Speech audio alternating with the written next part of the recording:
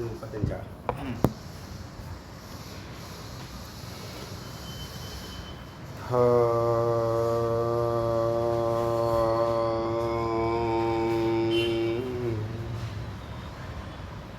வெற்றிவேல் முருகனுக்கு ஏக குரு ஸ்ரீ ஸ்கந்த குருவே நமः. வந்தே குரு பரம்பரா. गुरु ब्रह्मा गुरु विष्णु गुरु देवो महेश्वरः गुरु साक्षात् परब्रह्म तस्मै श्री गुरवे नमः. गुरवे सर्वलोकानां विशेषे भवरोगिणां निधये सर्वविद्यानां श्री दक्षिणामूर्तये नमः. ओम पूर्णमद पूर्णमिदं पूर्णात् पूर्णमुदच्यते पूर्णस्य पूर्णमादाय पूर्णमेवावशिष्यते. ओम शांति शांति शांति. இன்னைக்கு சிவசங்கல்ப உபனிஷத்தினுடைய முதல் மந்திரத்திலேருந்து சிந்திக்கலாம். இதில் ரொம்ப எளிமையான கருத்து என்ன அப்படின்னு கேட்டால், இந்த மனதை சரியாக எஜுகேட் பண்ணணுங்கிறது ஒரு முக்கியமான குறிக்கோள். அறிய வேண்டியதை அறிவிக்கணுங்கிறது மிக முக்கியமான குறிக்கோள். அப்புறம் இந்த மனமும் வாழ்க்கையும் எதை நோக்கி பயணிக்கணுங்கிறத வலியுறுத்துது. அதுக்கான அடிப்படை விஷயம் சத்துவகுணம். அதனால் நல்லவர்களோடு சேருன்னு சொல்லுது. சத்சங்கத்தே நிச்சங்கத்துவம், நிச்சங்கத்வே நிர்மல தத்துவம், நிச்சல தத்துவம், நிச்சல தத்துவம் இப்போ இருக்கு சங்கரருடைய இது. நிச்சலத்தினால நிர்மலத்துவம், நிர்மலத்தினால ஏகாகிரம் வரும், ஏகாகிரம் வர்றதுனால ஜீவன் முக்தின்னு அது முடியும். சத்சங்கத்தே நிச்சங்கத்துவம், நிச்சங்கத்வே நிச்சல தத்துவம், நிச்சலத்துவத்தே நிர்மலத்துவம், நிர்மலத்தினால ஜீவன் முக்தின்னு ஒரு இது வரும். அர்த்தம் புரியுதா? அப்போது ஒரு சத்சங்கத்தில் சேரணுங்கிறது மிக முக்கியமாக. நம்ம மனதை இறைவனோட சேர்க்கறதுக்கு நேரடியாக போய் சேர முடியாது.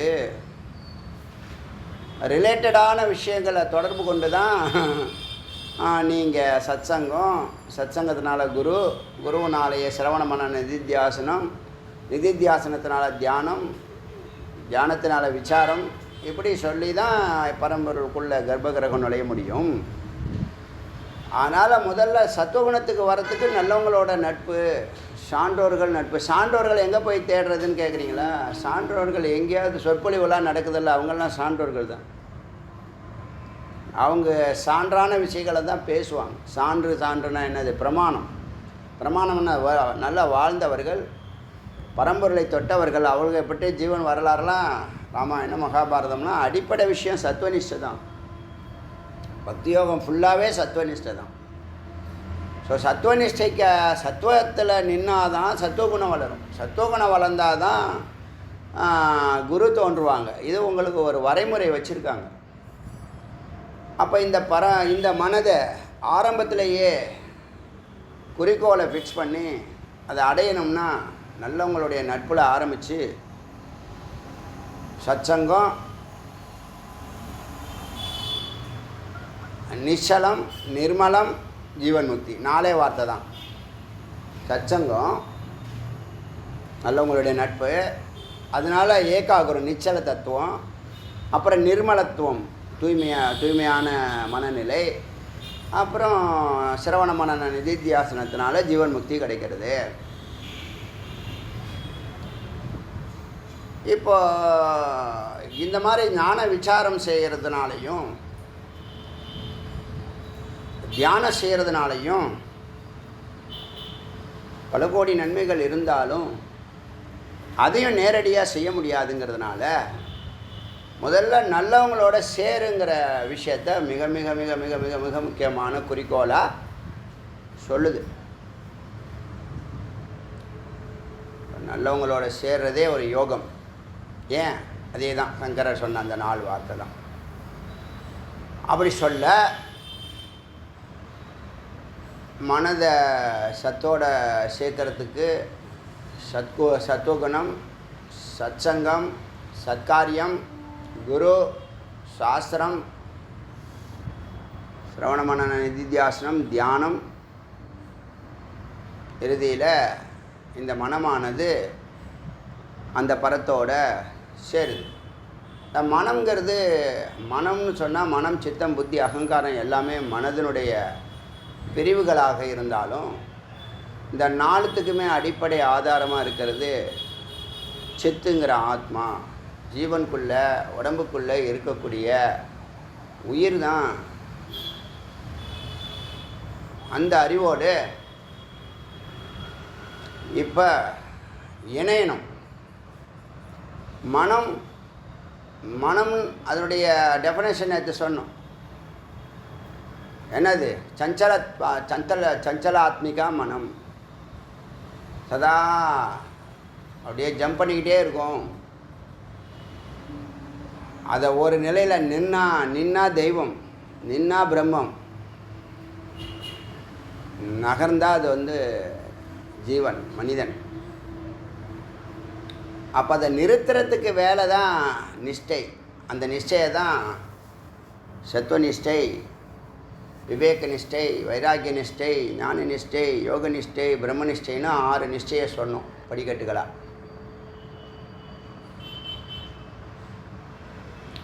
இப்போ மனதை அடக்கணுமா, மனதை ஒடுக்கணுமா, மனதை அழிக்கணுமா?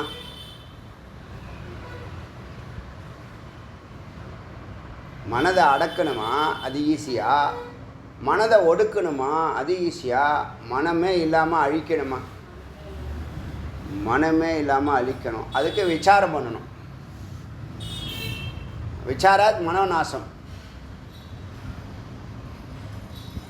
யோகத்தினால வாசனாசயம், தியானத்தினால வாசனாசயம், விசாரத்தினால மனோநாசம், தியானத்தினால வாசனாசயம்.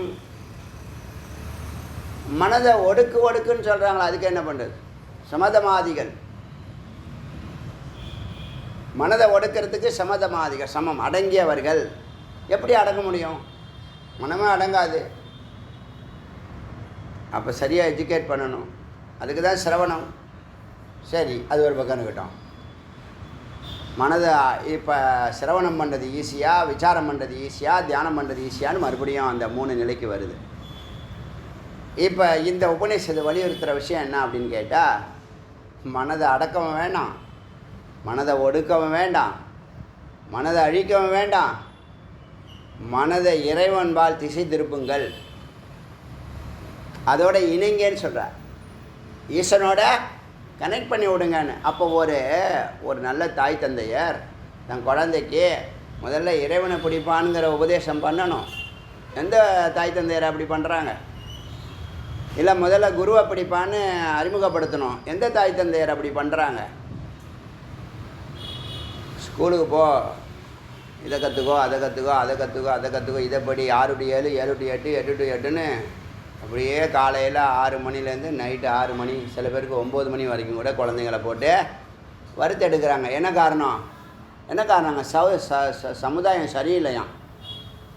சமுதாயத்தில் எல்லாத்தையும் கற்றுக்கணுமா? என்ன அறிவு பார்த்தீங்களே? ஒன்றில் நின்னா ஜெயிச்சிருவாங்கிற அறிவு இல்லை, அதுதான் அறிவு. ஒன்றில் நின்னும் அதில் ஜெயிக்கிறதும் ஒரு துறையில் எக்ஸ்பர்ட் ஆகிறது உத்தமமா? 6 to 7, 7 to 8, 8 to 9 எப்படின்னு காலையிலேருந்து சாயந்தரம் வரைக்கும் 12 மணி நேரத்துக்கு மேலேயே போட்டு குழந்தைங்களை என்ன பண்ணுறாங்க? டார்ச்சர் பண்ணுறாங்களா இல்லையா? அப்போ நீ மனதை அடக்கணுமா, மனதை ஒடுக்கணுமா, மனதை அழிக்கணுமா, மனதை ஈசன்பால் திருப்பணுமா? எது ஈஸி? ஈசன்பால் திருப்புறது ஈஸி. அந்த ஈசன்பால் திருப்பணும் அப்படின்னு நினைக்கிறது சிவசங்கல்பம், வேறு ஒன்றும் இல்லை. இப்போ நம்ம பெரிய முடிவுகள், மிக முக்கியமான முடிவுகள்லாம் பேரண்ட் அடிப்படை நமக்கு விவரம் தெரியாத வயசில், என்ன சொல்ல போனால் 15 வயசு வரைக்கும் நமக்கு உலகம் தெரியாது. 10வது படிக்கிற வரைக்கும் அப்புறமா தானே நமக்கு எல்லாமே தெரியும். அதுக்கப்புறம் நமக்கு எல்லாமே தெரிஞ்சிடும்.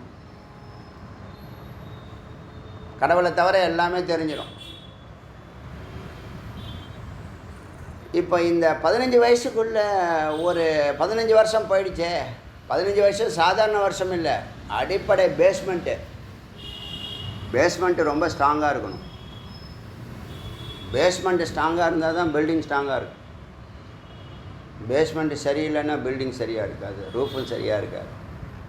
வாழ்க்கை 3 நிலைகளில் இருக்கு இல்லையா? பேஸ்மெண்ட்டு, ரூஃபு, அதுக்கு மேலே டெக்கரேஷன், இல்லை மாடி ஃபர்ஸ்ட் ஃப்ளோர் டெக்கரேஷன் பிளாஸ்டரிங்க வச்சுங்க, புரியறதுக்காக சொல்கிறேன். இப்போ நீங்கள் பேஸ்மெண்ட்டே இல்லை, ஆனால் பில்டிங் கட்டிக்கிட்டு இருக்கீங்க. எல்லோரும் அப்படி தான் பண்ணுறான். ஆனால் பேஸ்மெண்ட்டு ஒரு ஒப்புக்காக ஒரு பேஸ்மெண்ட்டு 4 பீமை போட்டுட்டு அது மேலே பில்டிங்கை, அது மேலே செங்கல் அடிக்கிறான். நிற்குமா? தாத்காலிகமாக நிற்கும். ஒரு புயல் அடித்தா போயிடும். ஃபாரின்லாம் இதில் கட்டுவானுங்க, அட்டையிலையும் மரத்துலையும் பலகையிலையும் கட்டுறானுங்க. ஏன்னா அப்பப்போ ஏதாவது ஒரு இது என்ன சொல்லுவாங்க, நேச்சுரல் இது வருமே, இன்னொன்று சொல்லுவாங்கள்ல, ரெஸ்கியூ பண்ணுறதுக்கு முன்னாடி. அது எதை ரெஸ்கியூ பண்ணுறது? பூகம்பம், அது ஒன்று சொல்லுவாங்கள்ல, நேச்சுரல் ஏதோ ஒன்று சொல்லுவோம். ஒரு வேர்டு இருக்குது, இங்கிலீஷ் வேர்டு, அருமையான வேர்டு. கலாமிட்டி இல்லை, டிசாஸ்டர். இந்த டிசாஸ்டர் வரும்போது அங்கே நிற்காமல் போடும். பாரதம் நல்ல வேலை புண்ணிய பூமி, இங்கே பூகம்பத்தினால் பாதிக்கப்படுறவங்க இல்லை. அதிகமாக புயலாலையும் பாதிக்கிறது ரொம்ப கம்மி தான் மற்ற ஒரு நாடுகளை கம்பேர் பண்ணும்போது. போட்டோம். இப்போ அடிப்படை ஒழுங்காக சொல்லி தராததுனால சரியான முடிவுகளை குழந்தைகளுக்கு எடுக்கிற அந்த பொறுப்பை அறிவான பேரண்ட் சொல்லித்தராததுனால அந்த குழந்தை தான் தோண்டித்தனமாக வளருது. பணம் சம்பாதிக்கிறது ஒண்டி தான்னா அது பணம் கடைசி வரைக்கும் பணத்தையே சம்பாதிச்சுட்டு கிடக்குது. பணம் சம்பாதிக்கிறது அர்த்தம் காமம், அர்த்தம் காமம், காமம் அர்த்தம், காமம் அர்த்தம், அப்படியே நிற்குது. எத்திக்ஸு ஒன்றும் கிடையாது, ஹிஸ்டரி ஒன்றும் தெரியாது, தர்மம் ஒன்றும் தெரியாது.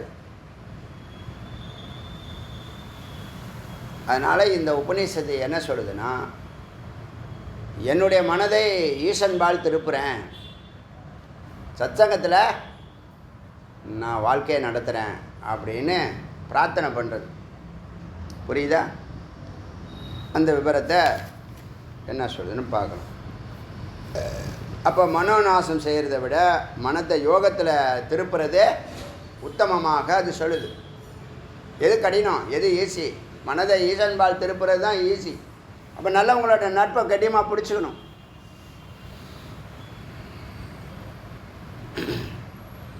ஸோ மனதிற்கு அதன் சொரூபத்தை உணர்த்த வேண்டும். ஈசன்பால் திருப்புறதுனா எப்படி? அடங்காத மனசை நிறுத்தணும். முதல்ல நிறுத்தி உட்கார வச்சு யூட்டன் பண்ணணும். அப்போ அது யாருன்னு அதோடைய சொரூபத்தை அதுக்கு காமிச்சா போதும். அதுதான் எஜுகேஷன். நீ யார், நீ எங்கே இருக்க வேண்டியவங்க, எங்கே இருக்கிற, என்ன செய்யணும், நீ என்ன செய்துக்கிட்டு இருக்க அப்படிங்கிற சொரூப நிலையை அதுக்கு உணர்த்துனா அது தன்னுடைய ஈசன்பால் விழிச்சுக்கும். விழிச்சுக்கிச்சுன்னா போதும். இப்போ நீங்கள் விழிச்சுக்கிட்டதுனால தானே தொடர்ந்து கிளாஸ் அட்டெண்ட் பண்ணீங்க, தொடர்ந்து ஆடியோ கேட்குறீங்க, தொடர்ந்து மகிழ்ச்சியாக இருக்கீங்க. இதில் வர்றது எல்லாம் நிரந்தரமாலாம் இருக்கு, தாத்காலிகமே இங்கே கிடையாது. ஞானத்தில் ஞானத்தினுடைய சிறப்பு என்ன தெரியுமில்ல? ஞானம் சதா இருப்பது, அன்பாய் இருப்பது, ஆனந்தமாய் இருப்பது, நிலைத்து இருப்பது. அப்போ நீங்கள் தான் இருக்கீங்க. அஸ்தி பாத்தி பிரீத்தின்னு சொல்லுவாங்க. அஸ்தி இருப்பது, எப்போதும் இருப்பது. பாத்தி நான் இருக்கிறேங்கிறத விளங்குறது. சும்மா இல்லை, நான் இருக்கிறேன், நான் விளங்குறேன். விளங்குறேன்னா என்னது? நான் ஷைன் பண்ணுறேன். என் ஷைன் சொல்லுவாங்க இல்லையா? என் ஷைன் தானே சொல்லுவாங்க. நான் எப்படி இருக்கேன்? நான் அன்பு ஸ்வரூபமாக இருக்கேன், பிரீத்தி. அஸ்தி பாத்தி பிரீத்தி. நான் இருக்கிறேன், பாத்தினா நான் விளங்குறேன், நன்றாக விளங்குறேன், அசைகிறேன். நான் இருக்கிறேன், நான் அசைகிறேன், நான் அன்பாக ஆனந்தமாக இருக்கிறேன். அதுதான் சச்சிதானந்தம். இப்போ நல்லா யோசனை பண்ணி பாருங்கள். இந்த ஒரு வார்த்தையை சித்தம் சத்தம் ஒன்றுங்கிறதுக்கு ஜீவ ஈஸ்வர ஐக்கியத்துக்கு இப்போ அதானே சொல்லுது. ஜீவன் வந்து மனதை வந்து நீங்கள் அழிக்காதீங்க, ஒடுக்காதீங்க, அடக்காதீங்க. அதிலலாம் அது கட்டுப்படாது, அதை பண்ண முடியாது, அழிக்க முடியாது, ஒடுக்க முடியாது, அடக்க முடியாது. அதை ஈசன்பால் திருப்புங்க. அடியன் அப்படி தான் சத்காரியங்களில் ஈடுபட்டேன். மனதை அடக்க முடியாது, ஒடுக்க முடியாது, அழிக்க முடியாதுங்கிறத தெரிஞ்சுக்கிட்டதுக்கு அப்புறமா அதிகமான புத்தகங்கள் சைக்காலஜி புக்கு தான் படிச்சிருக்கேன். நிறைய புக்கு, ஏகப்பட்ட புக்கு. சைக்காலஜி ஆன்மீகம் ஒரே மாதிரி தான் இருக்குது, ஒன்றும் பெரிய வித்தியாசம் இல்லை. அதில் மனதை வந்து அடக்கவும் முடியாது, அழிக்கவும் முடியாது, ஒடுக்கவும் முடியாது. ஆனால் அதுக்கு ஒரு வேலையை கொடுத்தா அது அற்புதமாக செஞ்சுட்டு இருக்கும். குழந்தை கத்திக்கிட்டே இருக்கும். டக்குன்னு என்ன பண்ணுவாங்க, ஒரு 2 வயசு குழந்தை 1 வயசு குழந்தை உக்காந்துக்கிட்டு ஒயின்னுக்கிட்டே இருக்கும். அதுக்கு கொஞ்சம் பொரியை போட்டு, கொஞ்சம் பொட்டுக்கடலையை போட்டு, 2-3 விளையாட்டு சாமானை போட்டு உட்கார வச்சான்னு வச்சுங்க, அது ஒயின்னு அது சாப்பிட்டுக்கிட்டு அதில் சிந்தனையை அது மாற்றிடும். வேறு எது பண்ணாலும் அதை அடக்க முடியாது. அது பேசாமல் சில குழந்தைங்க விளையாடிக்கிட்டே இருக்கும், சாப்பிட்டுக்கிட்டே இருக்கும், எதாவது பொறிக்க பண்ணிடும். அது மாதிரி மனதை திசை திருப்புங்கள், ஈசன்பால் திசை திருப்புங்கள் அப்படின்னு சொல்ல, இதுவும் அதுவும் ஒன்று தாங்கிறது அதுக்கு வலியுறுத்தினா தான் அது திசை திரும்பும். எப்படி திசை திருப்புறது? நீயும் அவரும் ஒன்றுன்னு அதுக்கு சொல்லணும், எடுத்து சொல்லணும். இப்போ நீங்களும் அவரும் ஒன்றுங்கிறது எப்படி ஜி அப்படின்னு கேட்டால், யதார்த்தமான அந்த சச்சிதானந்த வார்த்தையை மறுபடியும் புதுப்பிக்கிறேன். நான் இருக்கணும், நான் வாழணும், நான் அறிகிறேன், நான் அறியணும், நான் அடையணும், நான் அமைதியாக இருக்கணும், நான் ஆனந்தமாக இருக்கணும். இதுதான் சத்து. நான் இருக்கணும் அல்லது வாழணும். சித்து, நான் அறியணும், நான் அறிவு பொருள், நான் அறியணும், நான் அடையணும். அறிஞ்சால் தான் அடைய முடியும். அப்புறம் ஆனந்தம், ஆனந்தமாக வாழணும். இப்படி சொல்கிறது யார்? இந்த லட்சணம் வந்து சத்துக்குள்ள லட்சணம், ஜீவராசிக்கு இல்லை. இது சத்துக்குள்ள லட்சணம், ஆனால் ஜீவராசி அதை வாழ்ந்துக்கிட்டு இருக்கு. இது புரியுதா சொல்கிறது? சத்து சித்த ஆனந்தங்கிறது பிரம்மத்தினுடைய சொரூபமாக ரிஷிகள் வடிவமைச்சிருக்காங்க. கடவுள்னா யாருன்னா அன்பு, அமைதி, ஆனந்தம்னு சொல்கிறாங்க. அதுதான் சத்து சித்த ஆனந்தம். அதுக்கு அதே வார்த்தைக்கு அர்த்தம் என்ன ஆகும்னா இருக்கணும், அதை தான் வாழணும்னு சொல்கிறது. எப்போதும் இங்கேயே இருக்கணும்னு நினைக்கிறோமா இல்லையா? அதை தான் வாழணும்னு சொல்கிறது. அப்புறம் எல்லாத்தையும் நம்ம அறிகிறோமா இல்லையா? எத்தனை உலகத்தில் எது இருக்குன்னா அறிவு வண்டி தான் இருக்குது. நல்லா புரிஞ்சுங்க. நீங்கள் எந்தெந்த பொருளெல்லாம் இருக்குதுன்னு சொல்கிறீங்களோ அதுக்கு நாமமும் ரூபமும் இருக்கும். நாமமும் ரூபமும் இருக்கும், இல்லாமலும் போகும். அது இருக்குங்கிறதையும் இல்லைன்னு சொல்கிறது ஒன்று இருக்குது, அதுதான் நாம. இப்போ நான் வாழணும், இருக்கணும், நான் அறியணும், அடையணும், நான் ஆனந்தமாக வாழணும் அப்படின்னு சொல்கிறது யார்? சத்தா சொல்லுது. ஆனால் சத்தினுடைய லட்சணம். ஆனால் யார் சொல்கிறா? சித்து தான் சொல்லிக்கிட்டு இருக்கு. இப்போ ஜீவன் வேற. இப்போ சச்சிதானந்தங்கிற கருத்து வந்து பரம்பொருளுக்கு சொன்ன லட்சணத்தை ஜீவராசி என்ன பண்ணிகிட்டு இருக்கு? வாழ்ந்துக்கிட்டு இருக்கு. வாழ்ந்துட்டு இருக்கா இல்லை? யாராவது சொல்லி கொடுத்தாங்களா? நீ இங்கே வாழணும்ப்பா, 1000 வருஷம் வாழணும் சொல்லி கொடுத்தாங்களா? நீ எல்லாவற்றையும் அறியணும்ப்பான்னு சொல்லி கொடுத்தாங்களா? நீ ஆனந்தமாக இருக்கணுமான்னு சொல்லி கொடுத்தாங்களா? சுபாவமாகவே என்ன பண்ணுது? அப்போது சத்தம் சித்தம் ஒன்று தானே, சத்தம் சித்தம் ஒன்று தானே, மறுக்க முடியுமா? இது ஒன்றே போதும். பெரிய கருத்து இது. எல்லாம் நிதித்தியாசனத்தில் பேச வேண்டிய கருத்து மனநத்திலே பேச ஆரம்பி. யார் சொல்லிக் கொடுத்தா நீ வாழணும், அமைதியாக வாழணும், ஆனந்தமாக வாழணும்? யார் சொல்லிக் கொடுத்தா? உங்களுக்குள்ளே இருக்குல்ல, யாருமே சொல்லி தராமல் இது. அப்போது அந்த அறிவை அந்த மனதுக்கு கொடுத்தால் தான் என்ன பண்ணும்? தன்னுடைய சொரூபத்துக்கு போகணும். என்னுடைய வீடு, உங்கள் அப்பா அங்கே இருக்காரா, பெரிய கோடீஸ்வரப்பா, நீ என்ன இங்கே வந்து உங்கள் அம்மாவோட கஷ்டப்பட்டுருக்க? உங்கள் அப்பா போய் பாரு, உனக்கு உன்னுடைய பங்கெல்லாம் கேட்டு வாங்கிக்கப்போ. உனக்கு குறைஞ்சபட்சம் ஒரு 250 கோடி உனக்கு இருக்குப்பா, எழுதி வச்சுருக்காரு உங்கள் அப்பா, போய் பார்த்துட்டு வா அப்படின்னு. சின்ன வயசில் போயிட்டாருன்னு வச்சுங்க, விட்டுட்டு போயிட்டார். இல்லை வேறு ஒரு திருமணமே பண்ணிட்டார், பிரிஞ்சு வாழ்கிறாங்கன்னு வச்சுங்க. அம்மா சொல்லலை, கோபத்தில் இருக்காங்க. எப்படியோ வைராக்கியத்தில் வளர்க்குறாங்க, பாட்டியை வச்சு, மாமாவை வச்சு வளர்க்குறாங்க. ஒரு குறிப்பிட்ட காலத்தில் ஒரு குரு ஸ்தானத்தில் ஒருத்தர் கண்டிப்பாக தேவதூதன் வருவான். என்ன பண்ணுவான்? நீ யார், நீ யார், யாருடைய பையன், உன்னுடைய விசேஷம் என்ன, உன்னுடைய சிறப்பம்சம் என்ன, உன்னுடைய ப்ராப்பர்ட்டி என்ன, உன்னுடைய பரம்பரை என்னங்கிறத இந்த குடும்பத்தார் சொல்லாத விஷயத்த சொல்லிடுவான். அப்போ நீ அங்கே போகிற, அங்கே போய் என்ன பண்ணுற, என்ன பண்ணுவ? இதெல்லாம் கேட்டவுடனே என்ன பண்ணுவ? அங்கே போகணும், அதெல்லாம் வாங்கணும், என்னுடைய பொருள் எனக்கு வேணும் அப்படின்னு சொல்லுவே சொல்ல மாட்டியா? அம்மா வேண்டான்னுவாங்க, புள்ள வேணும் வேண்டான்னு சொல்லக்கூடாது. ஏன் வேணான்னு சொல்லணும்? ஏன் வேணான்னு சொல்லணும்? நீ வாங்கி யாருக்கு வேணாலும் கொடு, கோயில் கூட கொடு. என்னுடைய பொருள் நான் வாங்கி கோயில் கூட கொடுப்பேன், தானமாக கொடுப்பேன், ஃப்ரெண்ட்ஸு கொடுப்பேன். என்னுடைய பொருள் யார்கிட்டையா இருக்குன்னு சொல்கிறாங்க. முதல்ல யார் அப்பாங்கிறத முதல்ல கண்டுபிடிக்கிறேன். அந்த எண்ணம் வருமா வராதா? அந்த அறிவை இந்த மனதுக்கு நீங்கள் எடுத்து கொடுக்கணும். அதை தான் குரு பண்ணுறாங்க. நீ யார், நீ யார், நீ யார், நீ யார். இது ஒன்று போதும். இந்த விளக்கம்லாம் யாரும் கொடுத்துருக்காங்களோ கொடுக்கலையோ எனக்கு தெரியாது. சத்தம் சித்தம் ஒன்றுங்கிறது இது ஒன்று போதும். இது சிகரமாக பார்க்குறேன். இந்த வார்த்தையை மறக்கவே கூடாது. இதை எழுதிக்கங்க. இதில் மகா வாக்கியத்தில் சச்சிதானந்தம் அசிபாதி பிரீத்தி சச்சிதானந்தம் எழுதிருக்கீங்க. மகா வாக்கியத்தில் அசிபாதி பிரீத்தி எழுதியிருக்கீங்களா? நான் வாழணும், நான் இருக்கணும், நான் அறியணும், நான் அடையணும், நான் ஆனந்தமாக வாழணும். இந்த 3 வார்த்தையை எழுதிங்க. தமிழில் எழுதிங்க. இது கூட கனெக்டடாக இருக்குது. ஜீவ ஈஸ்வர ஐக்கியம்னு டைட்டில் கொடுத்து நான் அறியணும், நான் அடையணும், நான் வாழணும், நான் இருக்கணும். திருப்பி எழுதுங்க.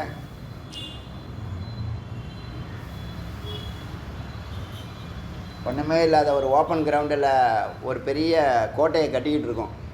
பிரம்மங்கிற கோபுரத்தை கட்டிக்கிட்டு இருக்கோம். கோட்டைங்கிறத விட கோயிலை கட்டின்னு இருக்கோம். புரியுதா? இது ஒரு அரிய பொக்கிஷமான வாக்கியம். இதில் உள்ள அறிவு, நுட்பமான அறிவு. ஜீவ ஈஸ்வர ஐக்கியத்துக்கு நீ வேற அவர் வேறன்னு ஒரே வார்த்தையில் சொல்கிறதுக்கு இல்லை. ஒரே வார்த்தையில் நீயும் அவரும் ஒன்று தான். உன்னுடைய அனுபவத்தை உடைக்கிறது. யாருமே சொல்லாமல் நிரந்தரமாக இதை நீ மறுக்கவே முடியாது. ஜீவ ஈஸ்வர ஐக்கியத்துக்கு அத்வைத நிலைக்கு ஒரே வார்த்தை, அத்வைதங்கிற ஒரே வார்த்தை. ஜீவனும் ஈஸ்வரனும் ஒன்றுன்னு சொல்கிறதுக்கு தான் 1 கோடி சாஸ்திரங்களை பெரியவங்க எழுதியிருக்காங்க. புராணங்களாகவும் இதிகாசங்களாகவும் ராமாயணமாகவும் மகாபாரதங்களாகவும் புராணங்களாகவும் சாஸ்திரங்களாகவும் சம்பிரதாயங்களாகவும் தர்மமாகவும் நீதியாகவும் கலையாகவும் எழுதியிருக்காங்க. இந்த ஒரு லைன் புரிஞ்சால் போதும். இப்போ தெரியுதா நீங்கள் யாருன்னு? நீங்கள் யாருன்னு தெரிஞ்சால் நீங்கள் இருக்க வேண்டிய இடத்துல இருப்பீங்க. நீங்கள் யாருன்னு தெரிய வைக்கிறது சாதாரண நிலையில் செயலறிவுக்கு கொண்டு போகிறது குரு. அனுபூதி பண்ண வைக்கிறது குரு. அனுபூதி செய்தால் ரியலைசேஷன். இப்போ ரியலைசேஷன் ஆனால் மனம் என்ன பண்ணோம்? மெய்ப்பொருளை தான் தொடரும், பொய்ப்பொருளை தொடராது. இப்போ மெய்ப்பொருள் தெரியாததுனால பொய் பின்னாடி போயின்னு இருக்கு. எல்லாம் பொய்யில் பிறந்து பொய்யில் வளர்ந்து பொய்யில் சாகிறான். ஞானங்கிற வார்த்தைக்கு அர்த்தம் தெரியாமல் வாழ்ந்துட்டுருக்கான். ஆனந்தம் அர்த்தம் தெரியாது, அன்பு அர்த்தம் தெரியல. அன்பு, ஆனந்தம், அமைதி, இதுக்கெல்லாம் அர்த்தமே தெரியல. வேதம், குரு, சத்துவகுணம் இதெல்லாம் அறிவே இல்லை. சத்துவகுணத்தில் அவன் இல்லை. எப்போ அவன் சத்துவகுணத்தில் இருக்கான் நீங்களே சொல்லுங்கள். ஒரு காலையிலையும் சொல்லுங்கள் பார்க்கலாம். சத்துவகுணத்தில் இருக்கிற தருணம் 30 ஆண்டாகட்டும், 40 ஆண்டாகட்டும், வயசு 60 ஆகட்டும், 70 ஆகட்டும்.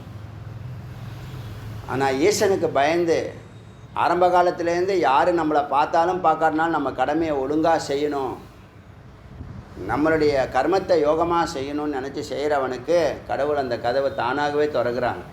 சில பேருக்கெல்லாம் அவங்க என்கிட்ட சொல்லும்போது, நான் ஆசீர்வதிக்கப்பட்டவன் ஜி, நான் அங்கே எங்கே போகாமல் என்னுடைய கர்மமே கண்ணாக இருந்தேன், வேலை வாங்குகிற பணத்துக்கு வேலை செய்யணும்னு வேலை செய்தேன், இங்கே நல்லா இருக்கிறேன், என் குழந்தைங்க தானாகவே நல்லா படித்து நல்ல பொசிஷனுக்கு போயிட்டாங்க, என் ஒய்ஃபை என்னை எந்த விதத்துலையும் டிஸ்டர்ப் பண்ணுறது கிடையாது, எத்தனையோ பேர் சொல்லியிருக்காங்க. அந்த மாதிரி மனிதர்களையும் பார்க்குறேன். எனக்கே ஆச்சரியமாக இருக்கும், வரமாக இருக்கும். ஏன்னா நான் அடியான் அப்படி தான் வாழ்ந்துட்டுருக்கேன். எந்த டிஸ்டர்பன்ஸும் இல்லாமல் என்னுடைய ட்ராக்கில் பயணிச்சிட்ருக்கேன். இப்போ தான் ஒன்றுக்கு வந்திருக்கோம். ஒன்றில் மேலோட்டமாக இருந்தோம், 2வது ரவுண்டில் இருந்தோம், 3வது ரவுண்டில் இல்லை. இந்த 3வது ரவுண்டுக்கு இப்போ தான் கர்ப்பகிரகத்தை சுற்றுற நிலைக்கு வந்திருக்கும். இது புரியுதா? உங்களை மாதிரி தான் அடியன் 10வது பிரகாரத்தில் சுற்றிருக்கேன், 5வது பிரகாரத்தில் சுற்றிருக்கேன், இப்போ 1வது பிரகாரத்தில் சுற்றின்னு இருக்கேன். இதுதான் வித்தியாசம். அதுபோல்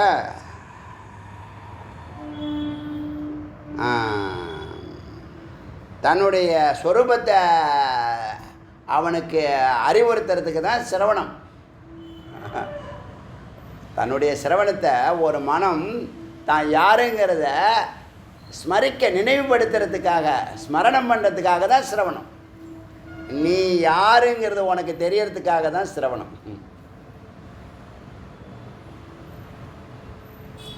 நீ யாருங்கிறது உனக்கு தெரியறதுக்கு சிரவணம்.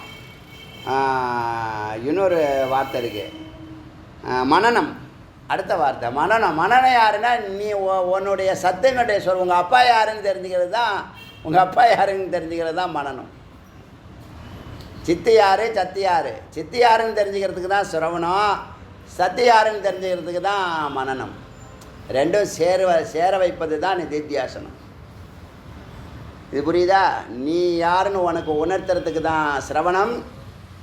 சத்துங்கிறவங்க தந்தை துவைத்தம் இருக்கிற வரைக்கும் அனுபவத்துக்காக சொல்கிறேன். ஈஸ்வரனை யாருன்னு சொல்கிறது தான் மனனம். தெளிவாக பூரணமான அறிவை பெறுவதற்கு தான் மனனம்.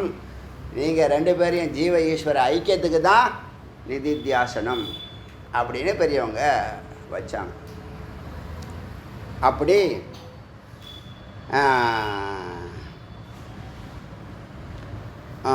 இந்த ஜீவனானவன் தன்னுடைய வாழ்க்கையில் முதல்ல அவன் சேர வேண்டிய இடம் சத்சங்கம், நல்லவர்கள் நட்பு அல்லது குரு. சத்சங்கத்தில் போனால் கூட சுற்றிக்கிட்டு இருக்கணும். சத்சங்கத்தில் போனால் கூட அவங்கள 1000 விஷயங்களை சொல்லுவாங்க. குரு 1000 விஷயம் சொல்ல மாட்டாங்க. உன்னை வாழ்க்கையில் நீ எவ்வளோ நாள் வாழப்போகிற? 100 நாள் வாழப்போறியா, 100 வருஷம் வாழப்போறியா, 50 வருஷம் வாழப்போறியா? உன்னுடைய வாழ்க்கையை கணிப்பாங்க, உன்னுடைய அறிவை கணிப்பாங்க, அதுக்கு தகுந்த வார்த்தைகளை கொடுப்பாங்க. அது 1000 வார்த்தையாக இருக்கலாம், 100 வார்த்தையாக இருக்கலாம், 10 வார்த்தையாக இருக்கலாம். எல்லாம் 10% போடுங்க. 1000, 100, 10, 1 4 ட்ராக்கில் ஏதாவது ஒரு வார்த்தையில் உனக்கு அந்த சொரூபத்தை காமிச்சிடுவாங்க. அப்போ நீங்கள் அதுக்கப்புறம் நீங்கள் உங்கள் கூடவே இருக்கேன் நான் இல்லையே. உங்களுக்கு சொல்லி கொடுத்ததுக்கப்புறம் நீங்கள் அந்தந்த ட்ராக்கில் சிந்திக்கிறீங்களா இல்லையா, செயல்படுறீங்களா இல்லையா, வாழ்க்கையை வாழ்ந்துட்டுருக்கீங்களா இல்லையா? வாழ்க்கையை வாழ்ந்துகிட்டு இருக்கோம், இப்போ தான் வாழ்கிறோம். வேதாந்தம் வந்தால் தான் வாழ்க்கையை வாழ முடியும். மறுபடியும் சொல்கிறேன், வேதாந்தம் வந்தால் தான் வாழ்க்கையை வாழ முடியும். அன்புனா என்ன, அமைதி என்னன்னா, ஆனந்தம்னா என்னன்னு உணர்ந்து வாழ முடியும். அது பிகினராக இருந்தாலும் சரி, மிடில் இருந்தாலும் சரி, உச்சத்தில் இருந்தாலும் சரி. உச்சத்தில் இருந்தால் நிரந்தரம், மிடில் இருந்தீங்கன்னா ஆனந்தம். ஆரம்பமே சுபந்தான். ஆரம்பம் சுபம்னா முடிவும் சுபமாக தான் இருக்கும். அதனால் நல்ல குருவை, சத்குருவை ஒரு நல்ல பேரண்ட்டு கொண்டு போய் அறிமுகப்படுத்தணும். கண்டிப்பாக அறிமுகப்படுத்தணும். குருவனுடைய மகத்து புரியணும் அந்த குழந்தைக்கு. அது என்றைக்கு வேணாலும் போய் சேரட்டும். அவரை நல்ல பேரண்ட்டு நீங்கள் தான் முதல் குரு. 15 வயசு வரைக்கும் நீங்கள் தான் முதல் குரு. அதுக்கப்புறம் இல்லறம் ஒரு 25 ஆண்டுகள். அப்போ வெளியில் குரு இருக்கட்டும். சத்சங்கம் என்ன பண்ண, சத்சங்கத்தில் இருக்கிறவங்கெல்லாம் எண்ணத்தில் இருப்பாங்க, சத்துவநிஷ்டையில் இருப்பாங்க. அதுக்கு மேலே வர்றதில்லை. அது ஒரு ட்ராபேக்கு. பக்தியில் இருந்தால் பக்தியிலே இருக்கிறேன்னு சொல்லக்கூடாது. சத்சங்கத்தில் இருந்ததுக்கப்புறம் சத்துவகுணம் வந்து சத்துவநிஷ்டை ஆகணும். சத்துவநிஷ்டை ஆனதுக்கப்புறம் உடனே என்ன பண்ணணும், விவேகமாக சிந்திக்கணும். சிந்தித்து ஞானத்தை பெறுவதற்கு குருவை தேடணும். இது பல குருமார்கள் வருவாங்க. அதில் சத்குருங்கிறது சத்விச்சாரம் பண்ணுறவங்க சத்குரு. அவங்க நேராக கர்ப்பகிரகத்துக்கு அழைச்சிட்டு போகக்கூடிய ரூட்டை சொல்லுவாங்க. உயிரை பற்றி பேசுகிறதுக்கு ஆளே இல்லை. உயிரை பற்றி யார் பேசுகிறாங்களோ அவங்க சத்குரு. நல்லா புரிஞ்சுங்க. ஆத்மாவை மட்டுமே பேசுகிறவங்க சத்குரு. நம்ம பேர் வச்சுக்கிட்டா சத்குரு, பேரை சத்குருன்னு வச்சுக்கிட்டு ஞானமே பேசுகிறதில்ல. போட்டோம், அது வேண்டாம், நமக்கு வேணாம். அது ஒரு ஃப்ளோவில் வருது, நான் என்ன பண்ணுறேன். இந்த வார்த்தை உயர்வான வார்த்தை, இதை நம்ம வச்சுக்கணும் பட்டமா அப்படின்னு வரல, ஒன்றும் பிரயோஜனம் கிடையாது. உடனே நீ ஏமாற்றிக்கிற. ஆமாம்ப்பா, நீ சத்து விசாரம் பண்ணால் தான் சத்குருன்னு சொல்ல முடியும். யோகத்தை சொல்லி கொடுத்தனா யோக குருன்னு தான் சொல்லணும்.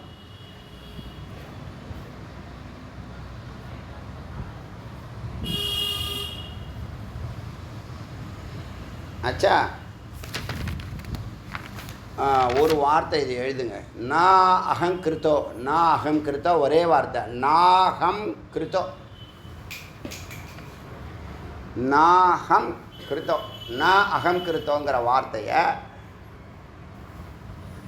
3 வார்த்தை இது, ஒரே வார்த்தையாக சொல்கிறேன். நாகம் கிருத்தோ, ந அகம் கிருத்தோ அப்படின்னா அடிக்கடி நம்ம சொல்லுவோம்ல, அவன் செய்கிறான் என்னை வைத்து செய்கிறான், அதான் அர்த்தம். அதுக்கு ஒரே வார்த்தை. அவன் செய்கிறான் என்னை வைத்து செய்கிறாங்கிறதுக்கு ஒரே வார்த்தை ந அகம் கிருத்தோ, நான் செய்யவில்லை அப்படின்னு அர்த்தம். அவன் செய்கிறான்னு அர்த்தம். இப்போ நான் செய்கிறேன்னு சொன்னால் துர்மத்தின்னு சொல்லுது. நல்லா புரிஞ்சுங்க. நான் செய்கிறேன்னு அடியேன்னு சொன்னேன்னா அது துர்மதி. திரும்ப திரும்ப பிறப்ப. நாகம் கிருத்தோ, நான் செய்யவில்லை அவன் என்னை வைத்து செய்கிறான் அப்படிங்கிற அறிவோடு இருந்தீங்கன்னா சுமதி. சுமதி சுமத்தினா ஒரு பெண்ணா, நல்ல காந்திமதி. மதி வந்து காந்தியாக இருக்குது. காந்தினா பிரகாசமாக இருக்குது. சுமதி சுமதி மதி சுபமான மதி சுமதி. அப்படி நிறைய வார்த்தைகள் பேசலாம். எல்லா வார்த்தைக்கும் அது மாதிரி இருக்குது. போட்டோம். இப்போ நான் அகம் கிருத்தோ, அவன் செய்கிறான் என்னை வைத்து செய்கிறான்ங்கிற வார்த்தைக்கு ஒரே வார்த்தை நான் அகம் கிருத்தோ. இது வாழ்நாள் ஃபுல்லாக கடைபிடிக்க வேண்டிய இது. கடமை கடமை கடமை கடமை. ஈஸ்வரனுடைய விருப்பம். இதை நம்ம செய்யணும். நம்மள்ட்ட இந்த வேலை வந்திருக்கு, நம்ம செய்யணும்னு நினச்சி செய்தால், நீங்கள் வதம் செய்தால் கூட பாவம் உங்களை விட்டாது. சொந்த கருத்து இல்லை. பகவத்கீதை பகவத்கீதை அடியேன்னு சொல்கிறது பகவத்கீதை. உபநிஷத்தினுடைய சாரம்தான் பகவத்கீதை. எல்லாத்தையும் அது சொல்லலை. பகவத்கீதை எல்லாத்தையும் சொல்லலை. ஜீவ ஈஸ்வர ஐக்கியத்தை பற்றி அவ்வளோதான் சொல்லலை. ஜீவனை சொல்லுது, பரமனை சொல்லுது, ஜகத்தை சொல்லுது. ஜீவ ஈஸ்வர ஐக்கியத்தை ரொம்ப குறைவாக சொல்லுது. ஜீவ ஈஸ்வர ஐக்கியத்தை சொல்கிறது உபநிஷத். ஆச்சா, நான் அகம் கிருத்தோ, நான் அகம் கிருத்தோ. இதெல்லாம் என்னது? மனதினுடைய வேலைப்பாடுகள். இதெல்லாம் சொல்லி இந்த மனதை எப்படி இதோட சிவத்தோடு சேர்க்கிறது, முதல்ல அதனுடைய நிலையை சொல்லுது. யஜ் ஜாகிரதோ, முதல் மந்திரத்துக்கு போகிறோம். யஜ் ஜாகிரதோ தூரமுதேத்தி தெய்வம் தது சுப்தஸ்ய ததேவ ஏதி தூரகமம் ஜோதிஷாம் ஜோதிரேகம் தனுமே மனஹ சிவசங்கல்பம் அஸ்து. மன சிவசங்கல்பம் அஸ்து. இதான் நீங்கள் அண்டர்லைன் பண்ண வேண்டிய விஷயம். மனக சிவசங்கல்பம் அஸ்து. மனக சிவசங்கல்பம் அஸ்து. எது ஜாகிரதோ, அது விழிப்பு நிலையிலையும் இந்த மனமானது ஜாகிரதோ விழிப்பு நிலையிலையும், சுப்தஸ்ய உறக்கத்திலையும், தூரமுதேத்தி இங்கே இருக்கும், அங்கே இருக்கும், எங்கேயோ இருக்கும், சந்திர மண்டலத்துக்கு கூட போயிடும். இங்கேருந்தே மனம் டக்குன்னு ஃப்ரெண்டுக்கு ஃபோன் பண்ண, அமெரிக்கா போடு அப்படி சொல்லிவிடும். டக்குன்னு பேசிகிட்டு இருக்கும் இல்லையா? ஸ்பேஸ் எக்ஸை பற்றி சந்திர மண்டலத்துக்கு போகிறதுக்கு இப்போ வந்து ட்ராவலிங் டிக்கெட் புக் பண்ணிகிட்டு இருக்காங்க, தெரியும்ல? அதில் கோடீஸ்வரர்கள்லாம் பயணிக்கிறாங்க. அது எப்படி இருக்கும்? நம்ம போயிட்டு பார்த்துட்டு வந்து ஒரு வாட்டி போயிட்டு வரணும் அப்படின்னு தோணும். இந்த தோன்றது எல்லாம் மனம்தானே. அதனால் விழிப்பு நிலையிலையும் தூக்கத்திலையும் அது இருக்கிறது, அதுவே இருக்கிறது. அந்த மனதுக்குள்ள ஜோதிஷாம் ஜோதிஷாம் ஜோதிர் ஏகம், அந்த மனதுக்குள்ள வெளிச்சத்துக்கு வெளிச்சமாக எது பிரகாசிக்கிறதோ சூரியன், அதுக்கு பிரகாசம் கொடுக்குற ஒரு பொருள். நாம் இப்போ விளங்குறோம்னா நம்ம மேலே 96 தத்துவங்கள் கட்டப்பட்ட உடம்பு இருக்குன்னா அந்த உடம்பு விளங்கணும். 96 தத்துவங்களும் வேலை செய்யணும் இல்லையா? 96 தத்துவம் வேலை இல்லாமல் அது நம்மளை கட்டலை. அந்த 96 தத்துவங்களை வேலை செய்யணும்னா அந்த ஜோதிக்கு ஜோதியாக ஒன்று இருக்குது. ஜோதிஷாம் ஜோதிர் ஏக்கம் தனுமே மனக, அதுதான் மனம். அந்த மனம் சிவசங்கல்பமஸ்து, சிவசங்கல்பத்தை செயல்படுத்தட்டும்.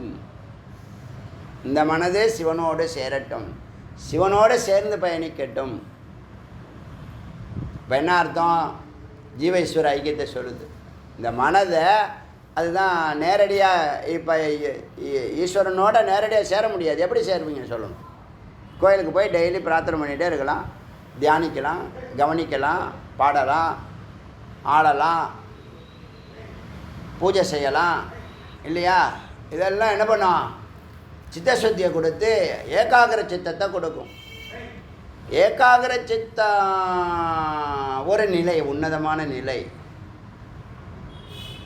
இந்த உன்னதமான நிலை பிரம்மனிஷ்டையாக மாறணும்னா விசாரம் அவசியம். நிரந்தரத்தை தான் ஞானம் சொல்லுவது. பக்தி ஒரு கனெக்ஷன், அதான் பேஸ்மெண்ட்டு. ஒரு வீட்டுக்கு இப்போ சொன்னேன் இல்லையா, ஒரு ராஜகோபுரத்துக்கு பேஸ்மெண்ட் என்னது? பக்தி. குடைவரை கோயில் வரைக்கும் இந்த ரூஃப் வரைக்கும் வருது என்னது? யோகம். ரூஃப்லேருந்து கலசம் வைக்கிற வரைக்கும் வர்றது என்னது? அதுதான் ஞானம். ஏகாகிரத்துக்கு கொண்டு வர்றது, ஏகாகிரத்துக்கு கொண்டு வர்றது பக்தி. நிஷ்டைக்கு கொண்டு போவது விசாரம். இங்கே போகணும்னு சொல்லி அழைச்சிட்டு போகுதில்லை, இங்கே போகணுங்கிறதும் அதுக்காக ஒரு இடத்துல உட்காருறது. எல்லாம் ஞானமாக செய்யலா, எல்லாம் ஞானமாக செய்யலா, எல்லாம் ஞானம். உட்காருவதும் ஏகாகிரமாக சிந்திப்பதும் ஈவேஸ்வர ஐக்கியத்தினுடைய ஸ்வரூபத்தை அறிஞ்சு அமைதியை அனுபவித்து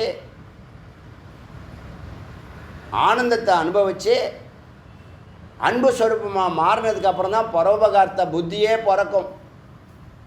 எப்படி சிரவண மன்ன நிதித்தியாசனம் பண்ணுனா தத்துவமசிங்கிறத அகம்பிரமாஸ்மிங்கிறத உணர்றீங்களோ, எப்போ நீங்கள் பூர்த்தி ஆகுறீங்களோ அப்போ தான் பரோபகார்த்தமே பிறக்கும். பரோபகார்த்தம்னா புண்ணியத்துக்காக செய்கிறதில்ல, அது வேறு கேட்டகிரி. சுபாவமாகவே நாம் நல்லாயிருக்கோம், எல்லோரும் நல்லாயிருக்கும், எந்த உள்நோக்கமும் இல்லை. அவங்ககிட்டேருந்து ரிட்டர்ன்ஸ் எதுவும் எதிர்பார்க்கலை. அந்த உயிர் நல்லா இருக்கணும்னு எங்கேயோ பிறந்திருக்கும், நம்மளை அது பார்த்துருக்காது.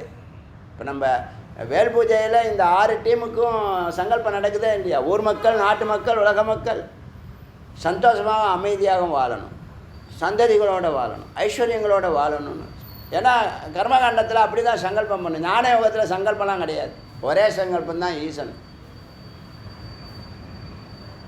பூஜையில் என்ன பண்ணது? பூஜையில் சங்கல்பம் உண்டு, சங்கல்பம் பண்ணி தான் பண்ணணும். இல்லைன்னா அந்த பலனை வேறு ஒருத்தவங்க யாரோ பயன்படுத்திடுவாங்க, தப்பான மனிதரை கூட அந்த பலன் போயிடலாம். அதனால் சங்கல்பம் செய்து தான் பூஜை செய்யணும். சங்கல்பம் ஒரு முக்கியமான ஒரு பாயிண்ட். அது புரியுதா? ஒரு புள்ளின்னு தான் சொல்கிறேன், அடிக்கடி சொல்கிறது புள்ளி அல்லது பாயிண்ட் அல்லது ஒரு நிலைன்னு அர்த்தம். ஆச்சா, இப்போ இந்த பரம்பொருளை இந்த மனம் இங்கே இருக்கும், அங்கே இருக்கும், அலையும், விழிப்பு நிலையில் இருக்கும், தூக்க நிலையில் இருக்கும், கனவுல இருக்கும், தூரத்தில் இருக்கும், கிட்டக்க இருக்கும், எல்லாம் இருக்கும். அதுக்குள்ளே ஒன்று இருக்குது, ஜோதிஷாம் ஜோதிர் ஏக்கம் தனுமே மனக, அதுதான் எனது மனம். எனது மனம் அது சிவசங்கல்பமஸ்து, அது சிவனுடைய சங்கல்பத்தை சித்தி பண்ணக்கூடியதாக இருக்கட்டும்னா என்னது? சிவனோட சேரட்டும். நான் சொன்னல, நான் தனியாக இருந்து மகத்தான நோபல் ஒர்க் பண்ண முடியாது, அதுக்கான பேராற்றலும் பேரறிவும் வேணும். இப்போ ஒன்றும் இல்லை, ஒரு 40 மடத்தை உருவாக்கிட்டாலே அதுக்கான அறிவும் ஆற்றலும் வந்துடுச்சு. இப்போ உங்களுக்கு பேரறிவும் பேராற்றலும் வந்துடுச்சுன்னா நிச்சயம் வந்துடுச்சா அப்படின்னு உங்களுக்கு கேள்விக்கு நேற்று சொன்னேன். நேற்று இந்த ஃப்ளோவில் இப்போ நான் அதை உணர்றேன், மக்கள் அதை சொல்கிறாங்க. இனி கூட சுவாமி வந்திருக்காங்க, பார்த்தீங்களா? 6 வயசு குழந்த பார்த்துறீங்க எல்லோரும்? பார்த்தீங்களா? பார்த்தியா பண்ணி தெரியலையா? மயக்கத்தில் இருக்கான் பையன். சரி பரவாயில்ல, திரும்பி காட்டுறேன் கிளாஸ் முடிச்சுட்டு. இப்போ வெளிப்பாடு அதிகமாக இருக்குது, பிரகாசம் அதிகமாக இருக்குது. மக்கள் எல்லாம் சொல்கிறாங்க தத்துவமசின்னு நமக்கு சொல்கிறாங்க. அடியார்கள் சிஷ்யர்கள் நீங்கள் தான் தத்துவமசின்னு அடியனுக்கு சொல்கிறாங்க. ஆடியோ போட்டிருக்காங்க, போட்டோம். ஆனந்த கண்ணீர் விடுறாங்க. மகிழ்ச்சியாக இருக்குது கேட்கும்போதும் பார்க்கும்போதும் அறியும் போதும். ஆனந்தமும் ஆனந்தம். ஆனந்த கண்ணீரை பரமேஸ்வரனை தவிர வேறு யாராலும் கொடுக்க முடியாது. இந்த ஆனந்த கண்ணீரை பரமேஸ்வரனை தவிர வேறு யாரும் கொடுக்க முடியாது, ஈஸ்வரன் தான் கொடுக்க முடியும். இப்போ உங்களுக்கு அறிவும் ஆற்றலும் பேரறிவும் பேராற்றலும் வந்துட்டதா உணர்றேன்னு சொன்னதுக்கு நான் எப்படி சொன்னேன், எப்படி வந்துச்சு வாயில் அப்படின்னு வீட்டில் யோசிச்சா, ஆமாம் 40 டிஸ்ட்ரிக்ட் 40 மடத்தை உருவாக்கக்கூடிய அறிவும் ஆற்றலும் வந்துட்டு இருக்கா இல்லையா? இருக்கு. அதான் அறிவு, அதான் பேரறிவு. சாமானியர்கள் ஆரம்பிக்க முடியாது தம்பி, சாமானியர்கள் ஆரம்பிக்க முடியாது.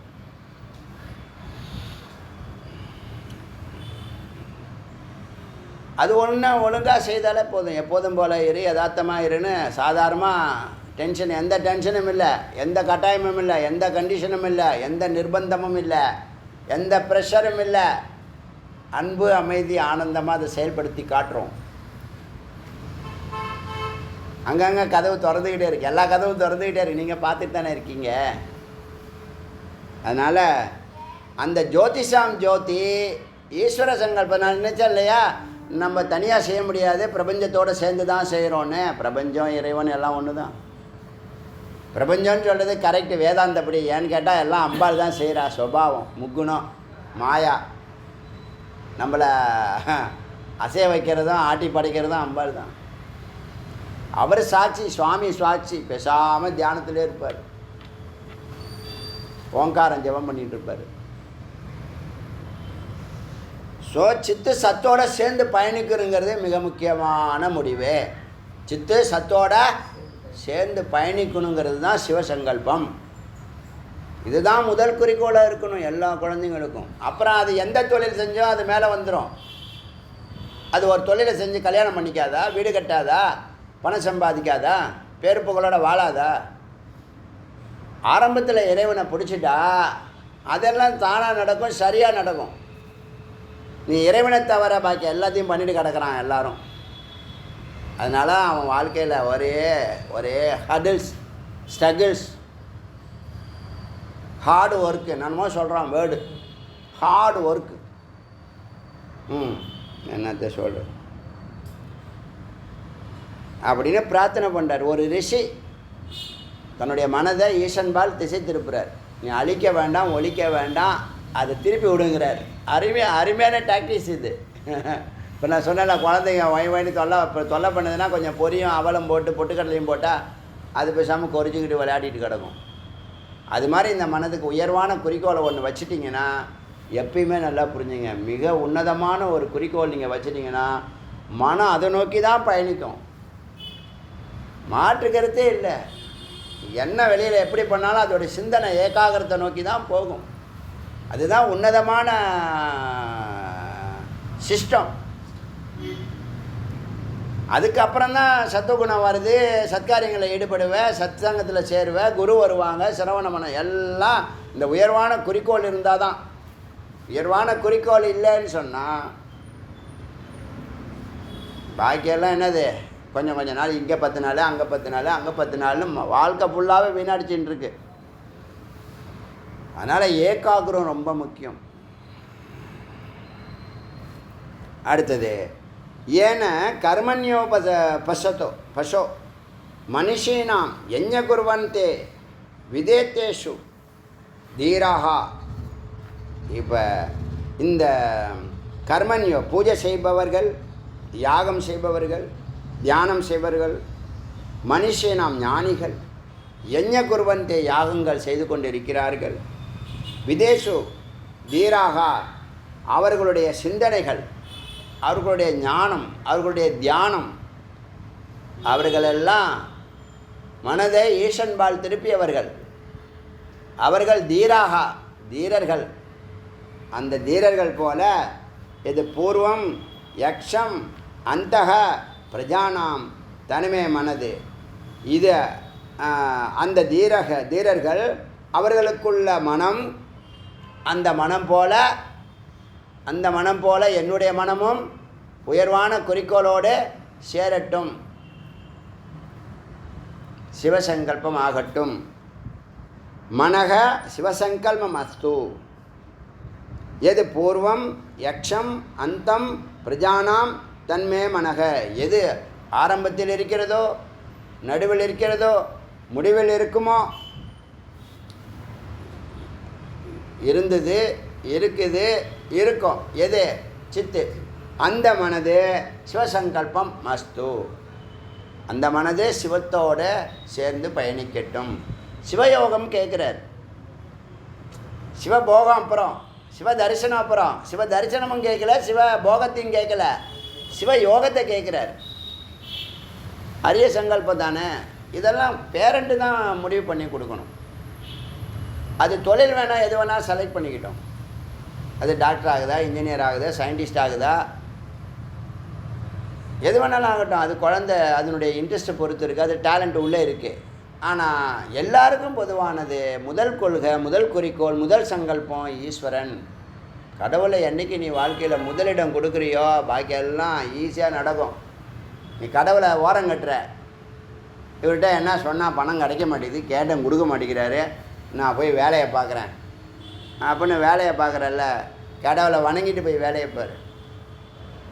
பணம் கொடுத்தா தான் நான் வணங்குவேன் சொல்லாது, சௌகரியங்களை கொடுத்தா தான் நான் வணங்குவேன்னு சொல்லாது. உனக்கு கிடைக்க வேண்டியது அந்தந்த காலகட்டங்களில் அது எது நடந்துக்கிட்டு தான். அத்தியாவசியமெல்லாம் கிடச்சிருக்கா இல்லையா? காற்று இல்லையா உனக்கு? தண்ணி குடிக்காமலாம் இருக்க? காற்றும் வாட்டரும் ஒன்றால் தயாரிக்க முடியுமா? அன்னத்தை நான் தயாரித்தேன்னு சொல்லுவேன், காற்று தயாரித்தேன், தண்ணீரை தயாரித்தேன், ஆகாயத்தை தயாரித்தேன்னு சொல்ல முடியுமா உன்னால்? அக்னியை தயாரித்தேன்னு சொல்ல முடியுமா? முடியாதுல்ல. அதெல்லாம் கொடுத்துருக்காரா இல்லையா? அதுக்கெல்லாம் நன்றி சொல்ல. முதல்ல நன்றி சொல்ல கற்றுக்கோ. உன்னை புரிஞ்சுக்கோ. உன்னை சார்ந்து இருக்கக்கூடிய பஞ்சபூதங்களை முதல்ல புரிஞ்சுக்கோ. உனக்கு புரியாது. புரிஞ்சவங்கள்ட்ட போய் சேர்ந்துக்கோ, அவ்வளோதான் பாயிண்ட். அதுதான் சிவசங்கல்.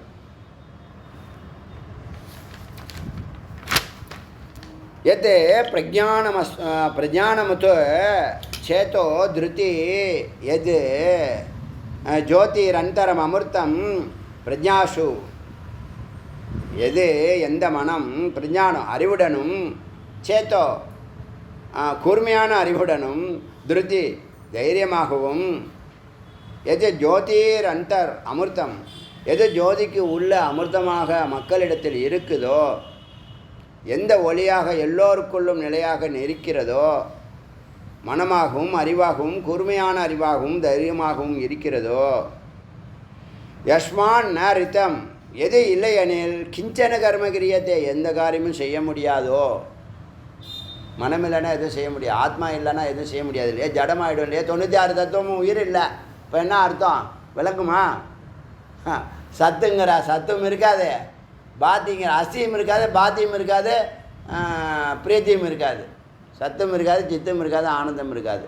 சித்து உள்ளே இருந்தால் தான், சித்து தான் இருக்கிறது. இப்போ புரியுதா? சத்தும் சித்தும் ஒன்று தாங்கிறத நன்றாக புரியும். உங்களுக்கு புரியறதுக்காக இது அம்பாள், இது சிவா சுவாமின்னு பிரித்து பேசுகிறேன். அதனால் எந்த மனம் ஜீவராசிகளுக்குள்ள அறிவாகவும் கூர்மையான அறிவாகவும் தைரியமாகவும் வெளிச்சத்துக்கு வெளிச்சமாகவும் மக்களிடத்தில் இருக்கிறதோ, எது இல்லை என்றால் எதுவும் செயல்பட முடியாதோ, அந்த மனம் அந்த சித்து சிவசங்கல்பம் அஸ்து. மனக சிவசங்கல்பம் அஸ்து. என்னுடைய அந்த மனம் சிவப்பரம்பொருளே அடையட்டும், சேரட்டும், இணையட்டும் அப்படின்னு சங்கல்பம் பண்ணுறார். முக்கியமான சங்கல்பம் தானே. ஏன இதம் பூதம் புவனம் பவிஷ்யத்தை பரிகிரகித்த அமிர்தேனு சர்வம். இந்த அமிர்தம் இருக்க உள்ள அந்த ஆத்மா, இந்த ஜீவன், இந்த மனம், இந்த சித்து, அதுதான் இந்த புவனமாக இருக்கிறது. இதம் உலகமாக இருக்கிறது, பூதம் ஜீவராசிகளாக இருக்கிறது, புவனம் லோகங்களாக இருக்கிறது, பவிஷ்யத்து காலமாக இருக்கிறது. உள்ளே இருக்கிற சித்து தான் லோகமாகவும் ஜீவராசிகளாகவும் புவனங்களாகவும் காலமாகவும் பரிகிரகித்த சூழப்பட்டு இருக்கிறது. அது யார்? அது அமிர்தம். அமிர்தமாக இருக்கிறது. எது எது எது உலகமாகவும் புவனங்களாகவும் ஜீவராசிகளாகவும் காலமாகவும் சூழப்பட்டு இருக்கிறதோ, எதை ஆதாரமாக வச்சு இதெல்லாம் சூழப்பட்டு இருக்கிறதோ, எது மேலே இதெல்லாம் சூழப்பட்டு இருக்கிறதோ, ஏன எஞ்ச ஸ்தாயத்தே சப்தஹீதா, எதை நோக்கி ஏழு சப்த ஹோத்தான்னு சொன்னால் அந்த புரோகிதர்கள், ஏழு புரோகிதர்கள் உட்காந்து யாருக்காக யாகம் செய்கிறார்களோ, ஹோமம் செய்யும்போது 7 பேர் உட்காருவாங்க. எல்லாருக்கும் ஸ்தானம் இருக்குது. ஒவ்வொரு வேதத்துக்கு ஒருத்தவங்க உட்காருவாங்க, அதை சூப்பர்வைசர் பண்ணுறதுக்கு இருப்பாங்க, மந்திரங்களை செக் பண்ணுறதுக்கு ஒருத்தவங்க இருப்பாங்க.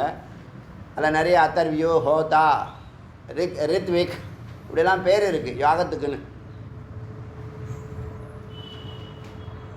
ஏன யஞஸ்தாயத்தே சப்தஹீதா, 7 பேர் உள்ள அந்த சப்தஹோதா தனிமே மனக சிவசங்கல்பம், அவர்களைப் போல என்னுடைய மனமும் சிவசங்கல்பத்தில் ஈடுபடட்டும். அதாவது உயர்ந்த பொருள்கள், உயர்ந்த காரியங்களை செய்கிறவங்களுடைய மனம் எப்படி இறைவனோடு சேர்ந்திருக்கிறதோ அதுபோல் என்னுடைய மனமும் ஜீவ ஈஸ்வர ஐக்கியமாகட்டும். என்னுடைய உயிரும் மனங்கிறது சித்து தான் மனம். நம்ம மனம்தான் பேசுவோம் எப்போதுமே. நான் உயிர்னு பேச மாட்டோம். நம்ம உயிர்னு பேசினா வேறு நிலை. ஆத்மானு எங்கே பேசுகிறோம்? ஆத்மானு பேசினா புரியலன்றுவான். யஸ்மின் ருச்ச சாம யஜும் யஸ்மின் பிரதிஷ்டிதா, எதில் ரிக்கு யஜு சாம அதர்வன எல்லா வேதங்களும் நிலைத்திருக்கிறதோ, ரதானா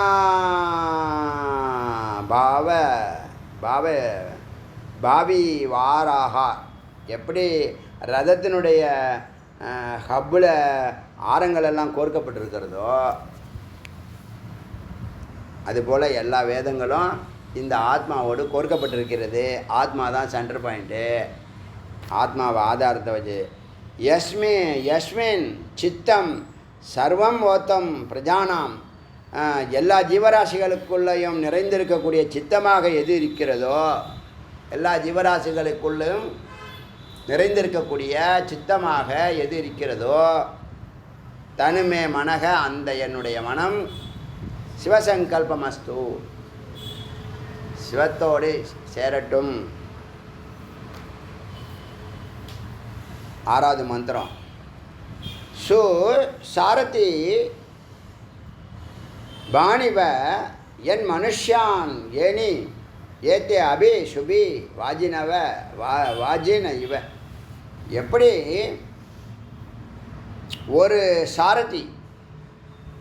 ஒரு சாரதினா யார்? ஒரு டிரைவர், குதிரையை ஓட்டக்கூடிய சாரதின்னு சொல்லுவாங்க.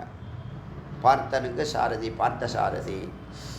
அதுபோல் குதிரையை அவனை என்ன சொல்லுவாங்க? ஜாக்கின்னு தானே சொல்லுவாங்க.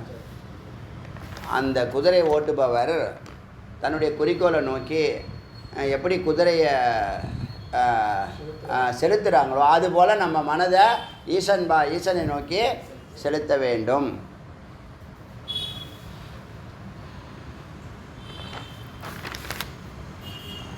என் மனுஷான் ஏவி எதே அபி சுபீர் வாஜினக, நல்ல சிறந்த திறமையுடைய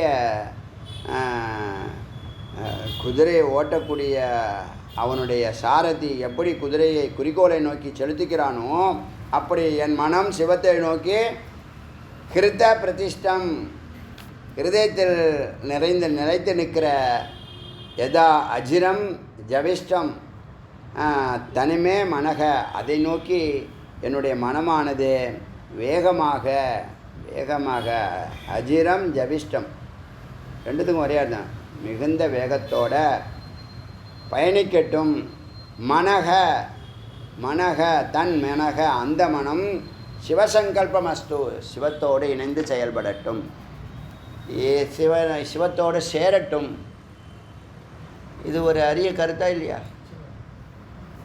இந்த கருத்தை யார் சொல்லித்தர முடியும் குழந்தைங்களுக்கு? எல்லாரும் நம்ம முதல் குறிக்கோள் இறைவன் தாப்பா சாஸ்வதம், இறைவன் தாப்பா அன்பு, இறைவன் தாப்பா அமைதி, இறைவன் தாப்பா ஆனந்தம், அவரை நோக்கி பயணிக்கணும்.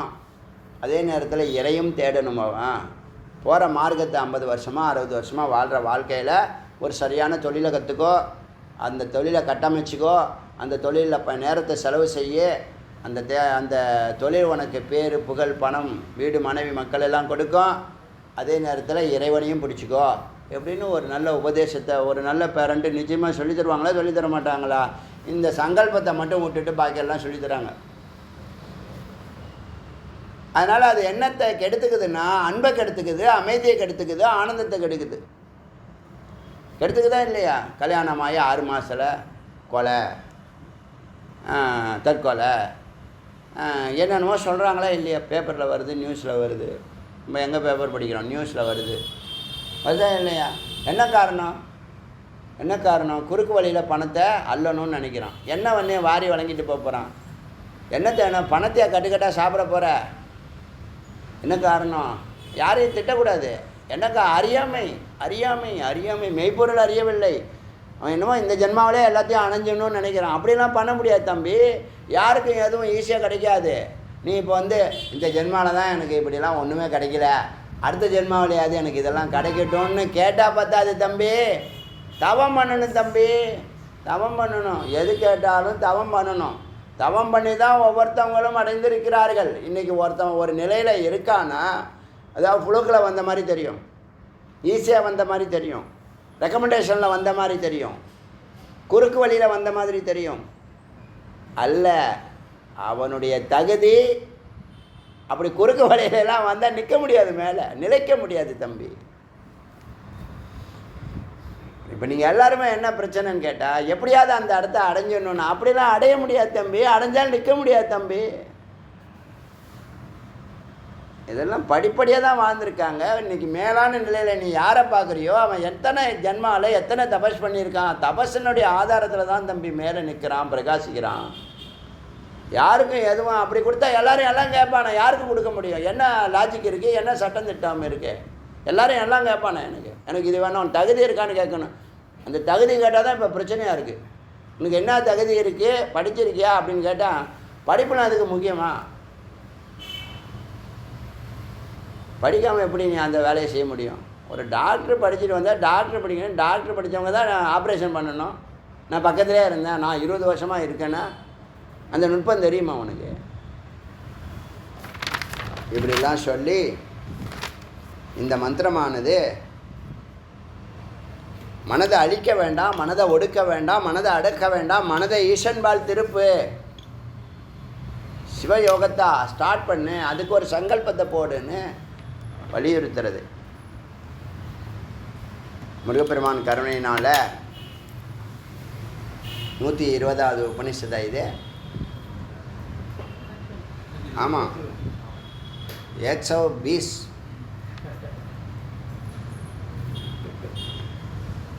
120வது உபனிஷத்தை முருகப்பெருமான் கருணையினால் பூர்த்தி செய்கிறோம். ஒவ்வொரு உபநிஷத்தும் ஒரு அரிய பொக்கிஷத்தை வலியுறுத்தும். இதுவும் மனதை ஈசன்பால் திசை திருப்புங்கிற ஒரு கருத்து, அரிய கருத்து. குழந்தைகளுக்கு நீங்கள் பேரண்ட்டாக இருக்கிறவங்க, பேரண்ட்டாக ஆக போகிறவங்க, இறைவனை முன்னிறுத்த சொல்லுங்கள். அதுலேயே போயிடுவானா, அதுலேயே போனால் என்ன கெட்டு போகுதுங்க? ஒன்றும் கெட்டு போகாது தம்பி. இப்போ நாங்களாம் உள்ளே போய் கெட்டு போயிட்டோமா? உன்னுடைய அறிவு இல்லாததெல்லாம் உன்னுடைய அதுதான் உனக்கு போய் குழந்தை பிறகுது பாரு. அறிவு இல்லாதவனுக்கு குழந்தையே கிடையாதுன்னு ஒரு சட்டம் ஒன்று. மெய்ப்பொருள் இல்லாதவனுக்கு, குழந்தைய ஒழுங்காக வளர்க்க தெரியாதவனுக்கெல்லாம் குழந்தைய கொடுக்கூடாது. என்னத்தை சொல்கிறது, போட்டோம். அதனால் ஈசன்பால் திசை திருப்பினாலே போச்சு. இப்போ என்டர்டெயின்மெண்ட்லாம் அலையிறான்ல, ஈசன்பால் திசை திருப்பினான்னா அவனுக்கு என்டர்டெயின்மெண்ட்டே தேவை கிடையாது. இப்போ எனக்கு என்டர்டெயின்மெண்ட் இருக்கா? எனக்கு தெரிஞ்ச என் லைஃப்பில் என்டர்டெயின்மெண்ட்டே கிடையாது. என்ன ஈசன்பால் போகிறது தான் என்டர்டெயின்மெண்ட்டு. அவரோட பயணிக்கும் போது ஆனந்தமாக இருக்குது. முதல்ல சக்தியை குறையிறது கிடையாது. சக்தி குறைஞ்சா மௌனமாகிடுவேன்.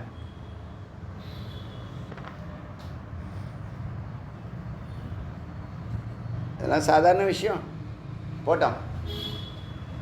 என்ன அப்படி பெருசாக இதை பெரிய பைத்தியம் முடிக்கிற அளவுக்கு நீ பெரிய வேலை சயின்டிஸ்டா நீன்னு? நீ செய்கிற 1.25 வேலைக்கு சாப்பாடே 3 வேளை அதிகம். 2 வேளை சாப்பிட்டாலே போதும், உனக்கே தெரியும்.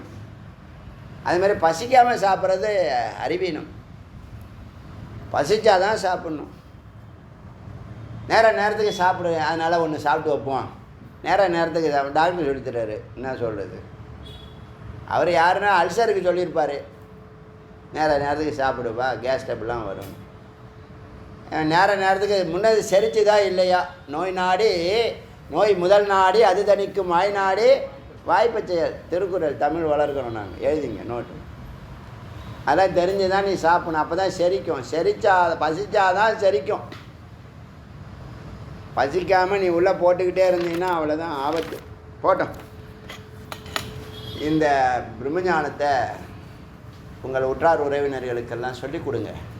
நீங்கள் பெற்ற இந்த இன்பம் எல்லாருக்கும் போய் சேரட்டும்னு சொல்லி பூர்த்தி செய்கிறோம். அருணாச்சல சிவ அருணாச்சல சிவ அருணாச்சல சிவ அருணாச்சல சிவ அருணாச்சல சிவ அருணாச்சல சிவ அருணாச்சல சிவ அருணாச்சல சிவ அருணாச்சல சிவ வேல் முருகனுக்கு.